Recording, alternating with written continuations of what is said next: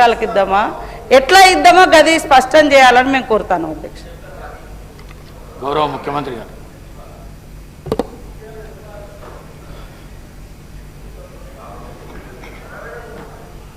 అధ్యక్ష, గౌరవ వ్యవసాయ శాఖ మంత్రి గారు రైతు భరోసా మీద just I wanted to give clarification. I am not giving reply. Just some of members, they have raised some doubts. I wanted to clarify that. That's it. అధ్యక్ష, వ్యవసాయ శాఖ మంత్రి గారు తెలంగాణ రాష్ట్రానికి అత్యంత కీలకమైన అంశం, కాంగ్రెస్ పార్టీ ప్రతిష్టాత్మకంగా భావించిన రైతు భరోసా కార్యక్రమం మీద వారు స్వల్పకాలిక చర్చను ఈ సభ ముందు పెట్టి ప్రభుత్వం రైతు భరోసా మీద తీసుకోవాలంటున్న నిర్ణయాలలో ప్రధాన ప్రతిపక్ష సభ్యులందరినీ, శాసనసభ్యుల సలహాలు సూచనలు తీసుకొని ప్రభుత్వం విధి విధానాలను ఖరారు చేసుకొని ముందుకు వెళ్ళాలని గతంలోనే సభా సమావేశాల కంటే ముందే ప్రభుత్వ పరంగా సంక్రాంతి తర్వాత రైతు భరోసా కార్యక్రమాన్ని కొనసాగించాలని ప్రభుత్వ పక్షాన్ని ప్రకటన కూడా చేయడం జరిగింది. అయితే ఈ రైతు భరోసా స్వల్పకాలిక చర్చల సందర్భంగా శాసనసభ్యులు పాయల శంకర్ గారు చాలా విషయాలను ప్రస్తావించారు. అందులో ప్రధానంగా ఒక 2-3 విషయాల మీద నేను క్లారిఫికేషన్ ఇవ్వదలుచుకున్నాను. ఎందుకంటే చర్చ అంతా అయిపోయినాక కూడా నేను ఇచ్చి ఉండొచ్చు.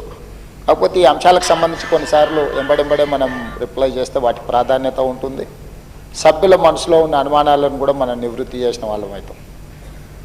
రైతు భరోసా విషయంలో కాంగ్రెస్ పార్టీ రైతులను ఆదుకోవడానికి తీసుకోవాలన్న ఆలోచన, దీన్ని అమలు చేసే విధానంలో ఎవరికి ఎలాంటి అనుమానాలు ఉండాల్సిన అవసరం లేదు.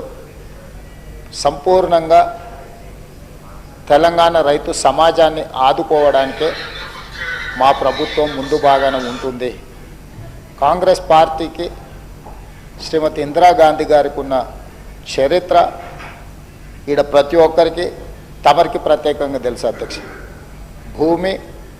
భూమి చుట్టూతా ఉన్న పేదలు, ముఖ్యంగా దళితులు, గిరిజనులు, బలహీన వర్గాలు, వ్యవసాయ కుటుంబాలు భూమినే నమ్ముకొని, భూమినే అమ్మగా భావించి ఈ భూమి చుట్టూతోనే వాళ్ళ జీవితం ముడిపడి ఉన్న విషయంలో ఆ రైతులను ఆదుకోవాలన్నదే ప్రభుత్వం యొక్క ఆలోచన. గత ప్రభుత్వం గొప్పగా చెప్పుకునే రైతు బంధు పథకం, ఈ రైతు బంధు పథకం యొక్క మూల ఉద్దేశం పెట్టుబడి సహాయ పథకము. వ్యవసాయ రైతుకు పెట్టుబడి సహాయ పథకము. పెట్టుబడి సహాయం ఎవరికి అధ్యక్ష?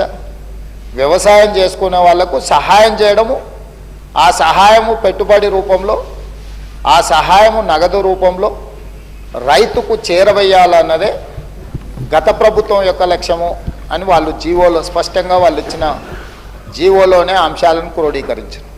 మరి అమలు చేసే క్రమంలో గొప్పల కోసం పోయో, నిర్లక్ష్యపూరితంగానో, లేకపోతే ఏమాత్రం బాధ్యత లేకుండా బాధ్యతారహితంగా వ్యవహరించడం వల్ల సరాసరి ప్రభుత్వానికి అందుతున్న ఒక అంచనా, మేము వచ్చిన తర్వాత 7,625 కోట్లు రైతు భరోసా పథకంలో రైతుల ఖాతాలు వేసినవి తీసేస్తే